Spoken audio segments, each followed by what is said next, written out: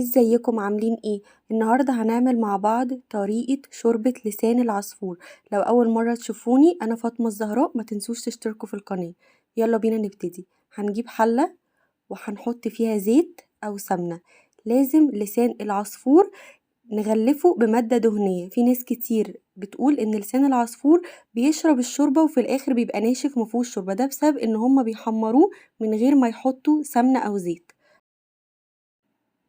هسيب بقى الزيت يسخن على النار وهنزل بنص كوباية لسان عصفور. تقدروا طبعا تعملوا الكمية اللي انتوا عايزينها، وهسيبه لحد ما يتحمص. هبتدي اقلب فيه باستمرار لحد ما يتحمص. ممكن كمان شوربة لسان العصفور يعني تضيفوا عليها كذا حاجة، ممكن تحطوا عليها تقطعوا عليها جزر وتقطعوا عليها كوسة، يعني زي ما انتوا حابين. وكمان هي من الشوربات اللي بتنفع جدا في العزومات وبتبقى حلوة قوي. هتفضلوا تقلبوا لحد ما يوصل للون ده، ما تحمروش اكتر من كده عشان خاطر طعمه هيبقى محروق. بصوا هي دي الدرجة اللي انا عايزاها، يبقى لونه ذهبي. مستنية بقى التعليقات بتاعتكم لو في اي حاجة حابين ان انا اعملها لكم. هو طريقته سهلة خالص ومش بتاخد وقت اطلاقا، دقيقتين وبتكون شوربة لسان العصفور جاهزة.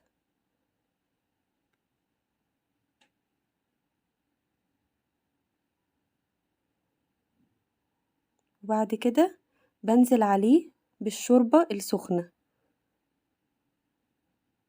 انا ممكن مش بحط معيار قوي للشوربة، يعني انا بشوف كده هل الكمية متناسقة مع بعضها ولا لا. هنا انا حطيت حوالي كوبايتين،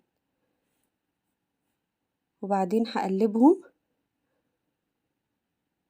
شفت كده ان كمية يعني لسان العصفور مع الشوربة لقيتهم متناسقين مع بعض، فانا كده بالنسبة لي كانت الشوربة تمام.